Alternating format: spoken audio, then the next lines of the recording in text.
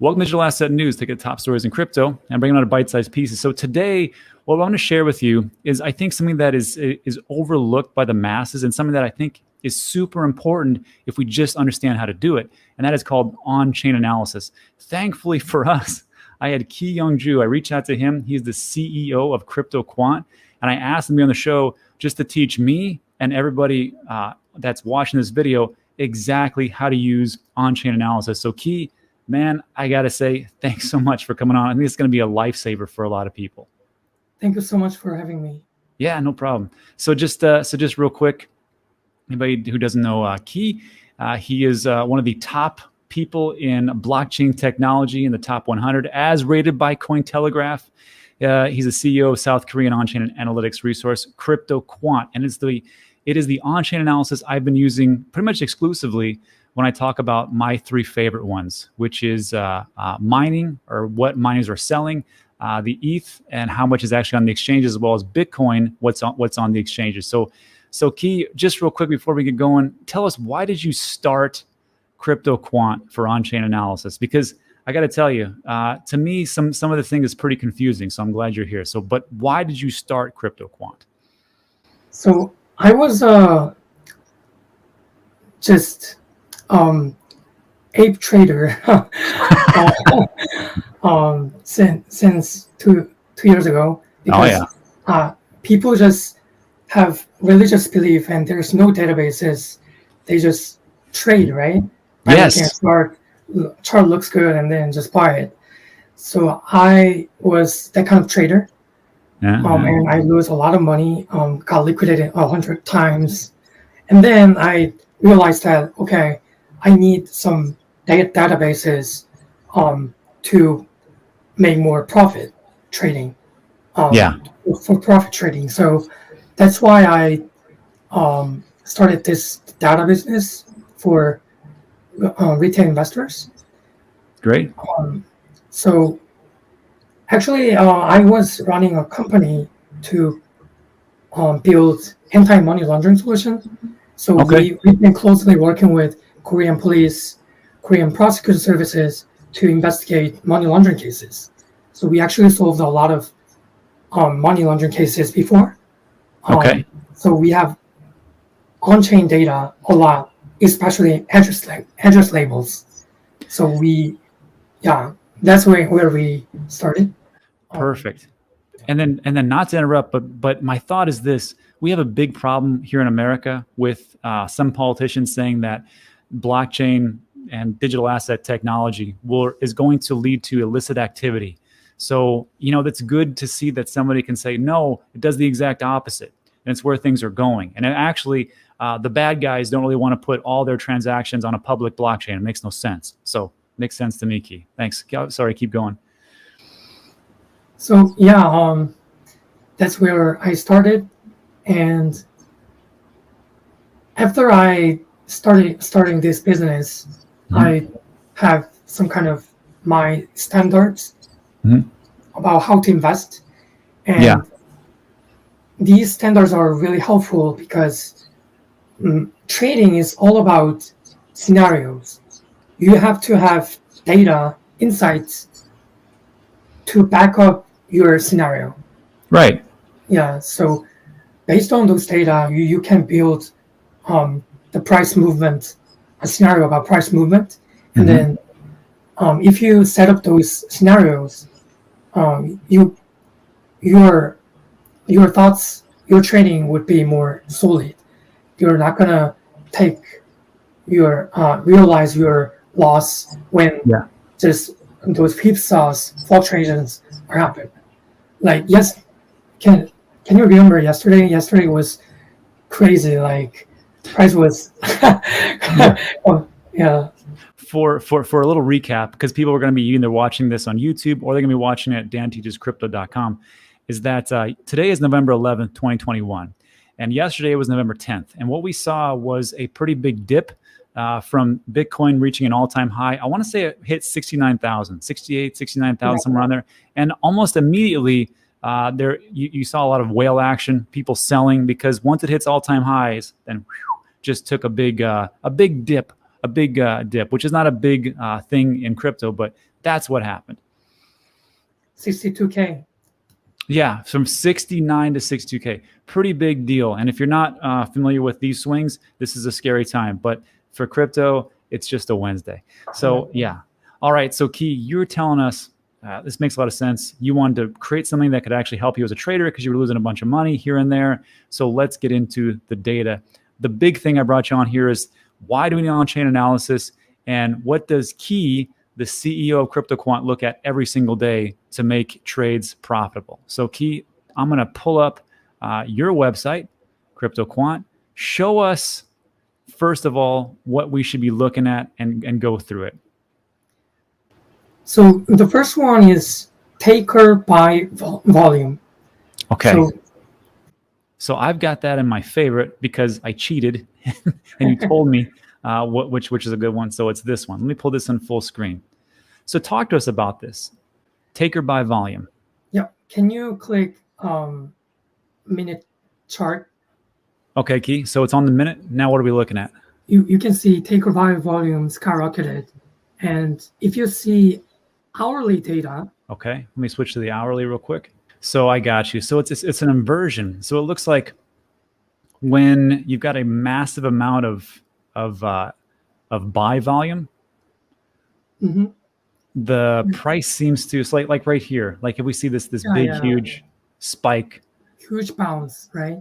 Right. So those dips are pretty much manipulated. You know what I mean? So right. They just make a dip and then buy a huge amount of Bitcoin through the market order. So when these data skyrocketed, the price is likely to go up in the long term. And if those buying were not from cascade liquidations like short squeeze, right, that would be great. It's healthy buying. So you can compare these with short liquidations data. So there was a 1.6 billion worth Bitcoin buying before ETF approval. Taker buy volume skyrocketed, and price went from 52K to 60K right away. But there was no short liquidate. There was short liquidations looks pretty flat, and buy volume skyrocketed. These are pure buying. So these kind of whale buying activities are happens when whales want to keep support, like 60K support. There was huge buying when the price touches 60K every time. So I set an alert for this. For the threshold is $250 million. Wow. Okay. Yeah. So it looks to me like, if you're looking at, because I remember this time frame. I remember even James over at Best Answers said that he had some buy orders in exactly as it hit the 60K support level, because everything started to get gobbled up at that price level. Either that was by TA or by design, or just, like I say, like big whale activity. But it's interesting to note that if you can take a look at your technical analysis, then come over here and say, look, every time at 60K it gets bought up and here's the volume, well, it can just reaffirm what you've been thinking, become a little bit better of a trader. Sounds good? Yeah, my scenario was whales who bought Bitcoin at 60K, they want more profit. Like they can't be satisfied just 5 or 3 to 5% profit, yeah. right? Right. So they want to go more. So I think the price rally is likely to continue, but I'll explain this later. But the market is pretty over leveraged, so I'll recommend don't use over leverage on your longs. Gotcha. Okay, so the one that we should be looking at for sure is All Exchange taker by volume. They can find that CryptoQuant. And when things start to, when you see this volume increase, expect the prices to go little bit decrease? The price is likely to go up in the long term. In the long term. But Yeah. so when you see something like this, in the long term, it'll go up. Okay. So now we got that one. What's the next one we should take a look at? Estimated leverage ratio. Okay. This one was an interesting one because I hadn't been looking at that. I'd just been looking at just the amount of leverages that happen just by market. So we're taking a look at leverage ratio. Let's make this full screen. Talk to us about this one. This data is calculated by open interest divided by exchange balance, which is used by collateral. So that's why it's estimated leverage ratio. So Okay. the absolute value is not important. It's important to see the trend and relatively how those trend changes. So when this value goes above like 0.18, Right. like really high, Right around here. Yeah. Which is now it's super high. Speaking of which. it just hit all-time high. Oh, So- no. The price is likely to plunge or go up by cascade liquidations. So we'll see volatility in the short term by cascade liquidations. Right. Can you move your mouse cursor when those value peaks? Like right here. Like at Yeah, 2? before that, like September. Yeah, that one. That one Oh, I was see. local top, right? Right. And before that one, it was local bottom, and I it s- specifically predicted the dip. Predicted local top on May as well. Yeah. And then here, And interesting. So we know that since we're at an all-time high for the estimated leverage ratio, expect some extreme volatility right now. I think there's a lot of whales in play, thinking that either they're gonna go short, they're gonna go long, and there's gonna be somebody who gets liquidated like crazy, and then before you know it, you're gonna see a lot of people losing a lot of money. That's how I see it. yeah. Okay, got that one. So, Key, what's the next one we should be looking at every day? Next one is exchange reserve. Yes, and this is the one that I talk about like all the time. Let's just take a look at real quick the Bitcoin exchange reserve. So one of the reasons why I liked your company was because when I signed up for a trial, you guys had a nice little email autoresponder set up, and you would just say, "Look at these, and this is what it's for," and just set this up like so. So like this one made a lot of sense to me. The more that the exchange reserve, meaning the amount of Bitcoin that is on the exchange, if it starts to plummet because people take off Bitcoin, that means they don't want to sell it because they're taking it off the exchange. Usually the price goes up pretty high. This one there's a pretty wide variance in this one. I haven't seen this like this. Oh, this is per the day. I see. Okay. But yeah.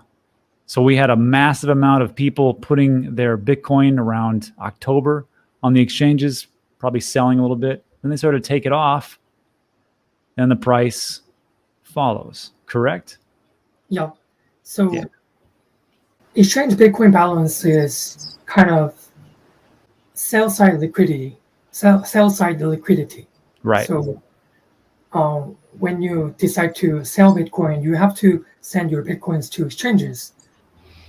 So if you zoom in the most recent data, you can see whales accumulation through OTC deals. So basically, institutions like MicroStrategy, they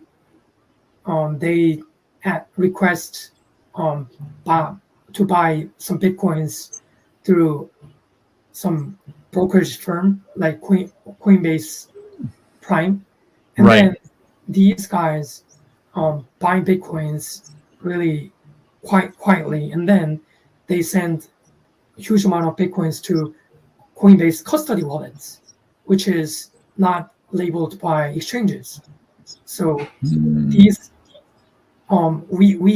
we've been seeing a massive exodus from exchanges to custody wallets last year, and then price like going up skyrocketed.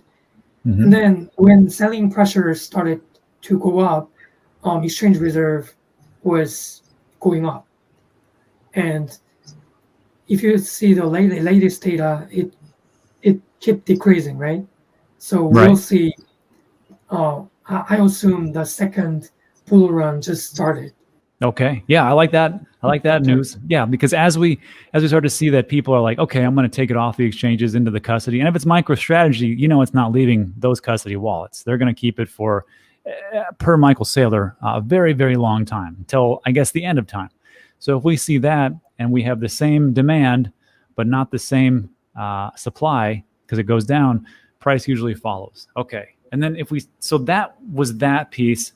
And then, I mean, we can say the same exact thing also as well. I like to take a look at the Ethereum all exchange reserves as well, just to see where Ethereum's going, and where Ethereum's going is up. It's even more pronounced here. Key, what do you see here? So Ethereum reserve was keep declining because of thriving Web3 apps. Yes. And so if you compare those data with Bitcoin reserve was like fluctuating or going sideways, but Ethereum reserve was keep declining. Right. So yeah, that's true.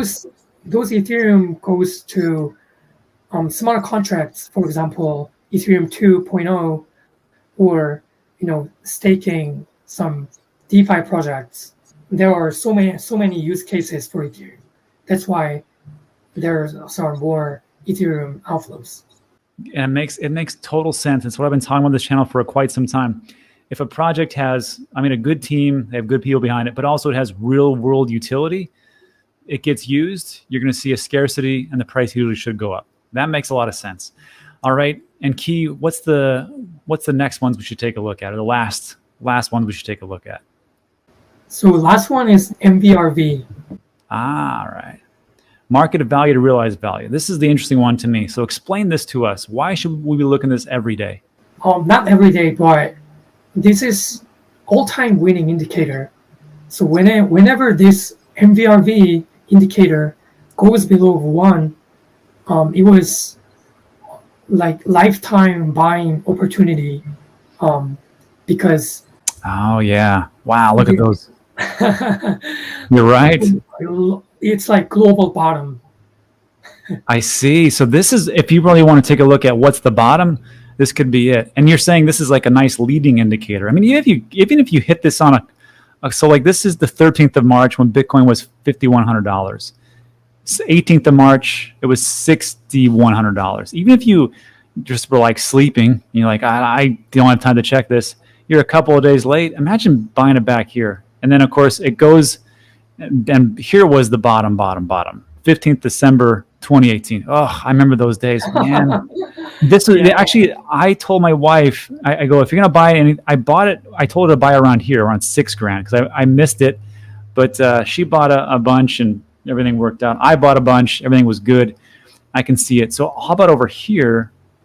Now it's not at 1, we're at like 1.6, but the value, it kind of matches up in 19th July 2021, and we were at 29,000, huh? Yeah, this MVRV is calculated by market cap divided by realized cap. Say that again, Key. It's market cap divided by realized cap. Realized cap. Okay. And realized cap is calculated by supply multiply whenever the transaction happens, the realized price.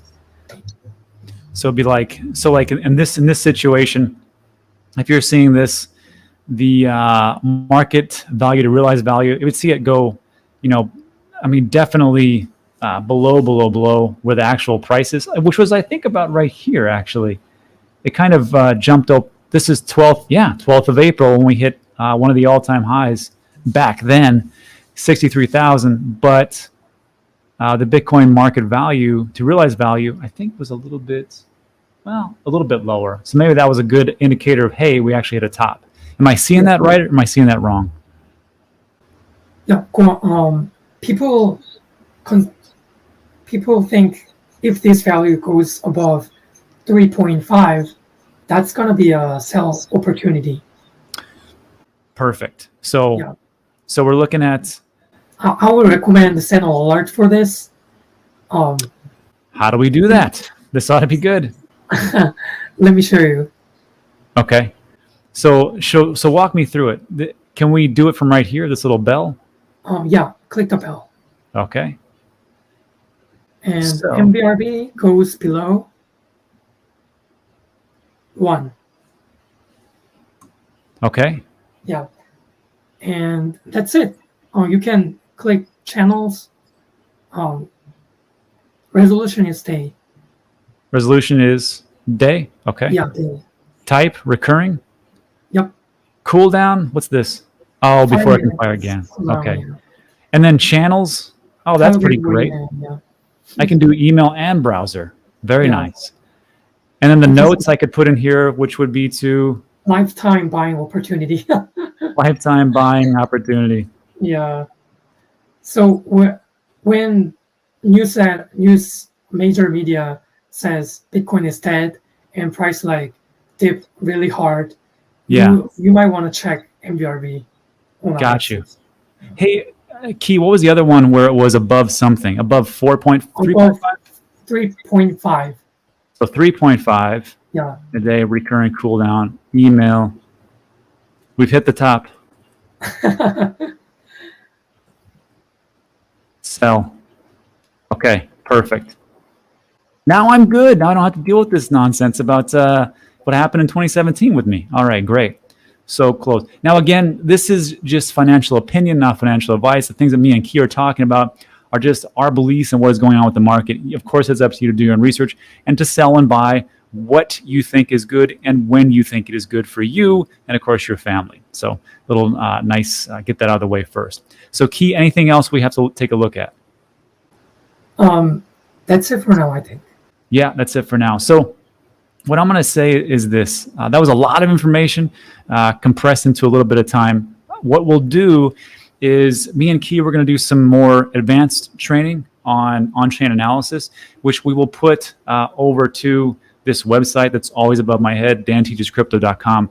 And we'll put the basics also, you're watching this on YouTube, but we'll also put this in Dan Teaches Crypto, and we'll put that into the investing part. But Key, that is it for this one. I want to say thanks so much for your time. I've learned a lot. I think people will learn a lot. And this is just one of the things people should look at. It's a plethora of information that they should get out there. But before we take off, two things. One, if you want to sign up for CryptoQuant, the link is in the description.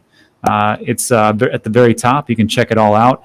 And then the second thing is, Key, do you have any words of wisdom for people experiencing this bull run for the first time?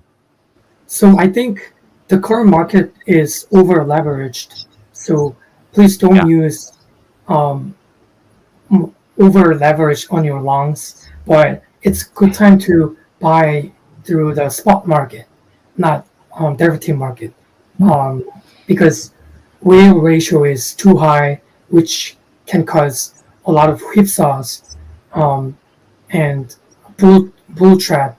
But eventually, price is likely to go up in the long term as exchange supply is decreasing. Got it. We might see sell side liquidity shock in the long term. Let's hope so. Okay, awesome. So look, that's it for today. If you stuck with us all the way to the end, first of all, you're probably a smarter investor for doing it. Thanks so much. We appreciate it. Hit the like button if you liked the video, found some value. Also consider subscribing. These things are going to come fast and furious, especially over the next weeks and months as this bull run hopefully continues. So thanks so much for watching. We appreciate it. And me and Key will see you in the next one.